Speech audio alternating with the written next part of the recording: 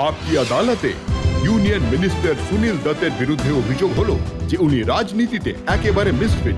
জজ সাহেব, লোকেরা বলে যে আপনি খুবই ভালো মানুষ, সাদাসিধে মানুষ, সৎ ব্যক্তি, তো পলিটিক্সে কেন ফেসে গেলেন? পলিটিক্স তো কোনো ভালো মানুষের উপযুক্ত নয়। আপনার অভিযোগটা তো ঠিকই, কিন্তু এর উত্তর কি দিতে হবে আমাকে? হ্যাঁ, উত্তর তো দিতেই হবে। আমি এই উদ্দেশ্য নিয়ে আসিনি যে কারোর চেয়ার কেড়ে নেব, কাউকে মা বোন তুলে গালাগালি দেব। আমি ৫টা ইলেকশন জিতেছি। আমি কখনোই আমার বিপক্ষের নেতার নিন্দা করিনি। কিন্তু যারা এই পদযাত্রা করে, মানুষ ভাবে এরা পদ পাওয়ার জন্য যাত্রা করছে। আপনিও পদযাত্রা করেন অথচ পদ পান না। না, আমি কোনো পদের জন্য এখানে আসিনি। আমি তো সমাজ সেবার জন্য এসেছি। কারণ ডেমোক্রেসিতে কিন্তু জজ সাহেব, পদ তো পেয়েছেন না। আজ ভারত সরকারের আপনি ক্যাবিনেট মিনিস্টার। ২০ বছর পরে। আপনি ২০ বছর অপেক্ষা করেছেন, তবু অসন্তোষ জানাননি। না, না, এটাই না, বড় একদম কথা। না। এমন মানুষের পলিটিক্সে আসা উচিত না, নয়। না, এমন থোড়াই হয় যে বলবেন ভাই আমি ডাক্তার হতে চাই আর 10 পাস করার পরেই ডাক্তার হয়ে যাবেন। তো এমন ডাক্তার সফল তো হয় না, না? যখন রাইট হয় মুম্বাইতে, হ্যাঁ, আপনি মেম্বার অফ পার্লামেন্ট ছিলেন, আপনার পার্টির সরকার কেন্দ্রে ছিল, আপনার পার্টির সরকারি স্টেটেও ছিল, তাই না? তো আপনি ইস্তফা দিয়ে দিলেন। হ্যাঁ, দিয়ে দিই। কেন দেবো না বলুন? কারণ if the wrong thing is happening, আমি বলি যে ১৫ দিন ধরে এখানে রায়ট হচ্ছে, কারফিউ চলছে, মানুষ মারা যাচ্ছে। এখানে ল অ্যান্ড অর্ডার নেই। What was the use of elected government? তো আমি রিজাইন করে দিই। ১৯৮৫-তে হুম, যখন স্লাম ডোয়েলার্সের দাবি তোলেন, আর হুম। সরকার আপনার কথা শুনছিল না, আপনার নিজের পার্টি সরকারে ছিল, আপনি তখন সরকারের বিরুদ্ধে মোর্চা বার করে দেন। করেছিলাম, কেন করব না বলুন? জনতা, আমি তো বলি জনতার সমস্যায় কাজ করব।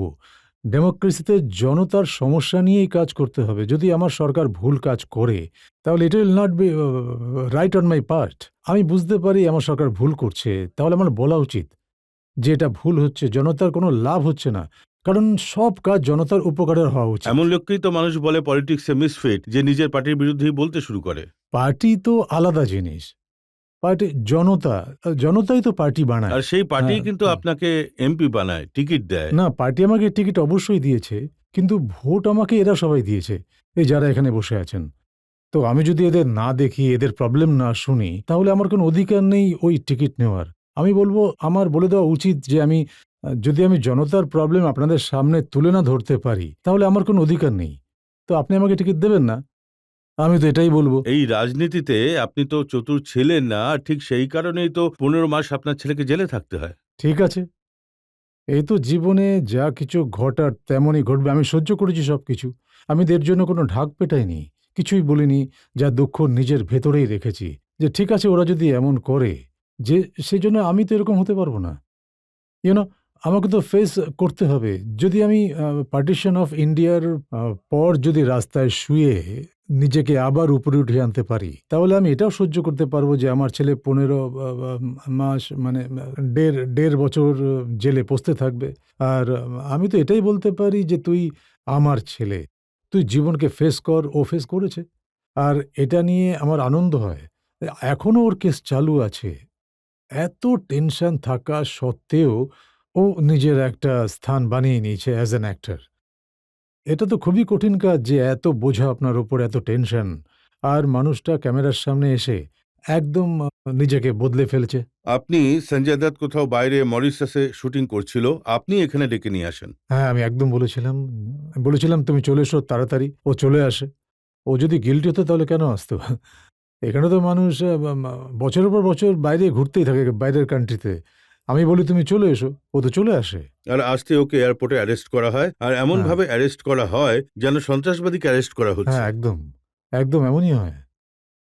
তো এমনটাই আপনার করেছে মনে ওরা। হয়নি যে আপনি ভুল করেছিলেন ওকে এখানে ডেকে নো, এনে? No, I perform my duty honestly.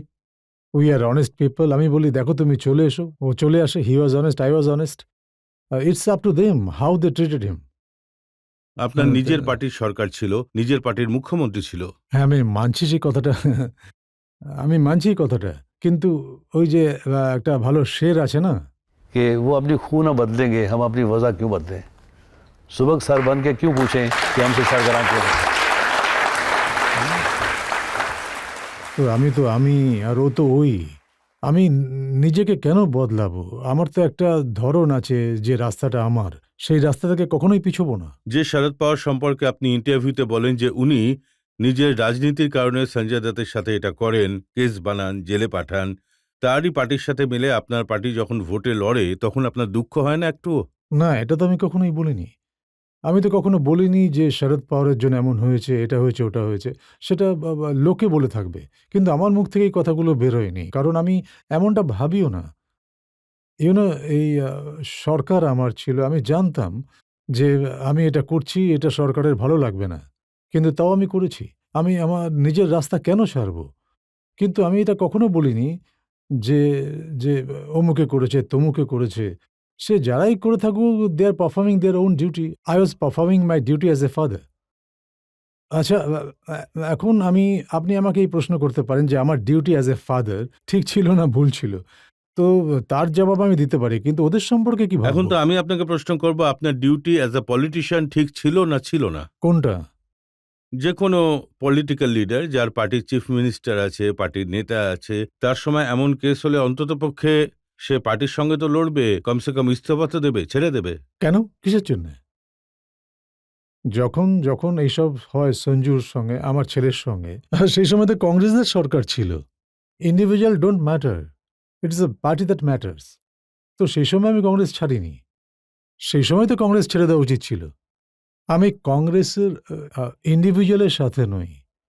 কংগ্রেসের ফিলোসফির সাথে আছি। তো আপনি কাকে এর জন্য দায়ী করবেন? এই যে কেস হলো, জেলে থাকতে হলো, আর হ্যাঁ। এখনো কেস চলছে, আপনি কাকে দায়ী করবেন? আমি দায়ী করব নিজের নিজের ভাগ্যকেই। যে আমার জীবনে এটা লেখা ছিল যে এসব কিছু হবে, আমার সঙ্গে এটা হবে। তো আমাদের এখানে একটা প্রবাদ আছে না, যে ভবিতব্যকে খণ্ডাবে। এটা হওয়ার ছিল, এটা সাফার করার ছিল। আমার কপালে লেখা ছিল এটা। এসব ঘটবে তোমার সঙ্গে। তুমি সাফার করবে, তোমার ছেলে জেলে যাবে। আমি সহ্য করেছি। আমি যদি কাউকে দোষারোপ করি, তাতে কি লাভ হবে এটা আমার? কি পাবো আমি? অন্তত জনতা তো জানতে পারবে আসল সত্যটা। না, জনতার জানা আছে। ওদের বারবার বলার কি প্রয়োজন? দে নিউ ইট ভেরি ওয়েল। যে আমি কেমন, আমার আমার আমার ধর্মপত্নীর কতটা অবদান আছে দেশের জন্য, আমি কি করেছি, সব জনতার জানা।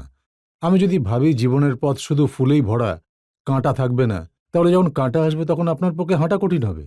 কিন্তু আপনার জীবনে যত কাঁটা এসেছে বোধহয় আর কারোর জীবনে আসেনি। হ্যাঁ, ওই আছে না, একটা একটা খুব ভালো শের আছে। ये कांटों से भी निभा के जा रहा हूँ मैं, है नहीं? এ তো হয় জীবনে।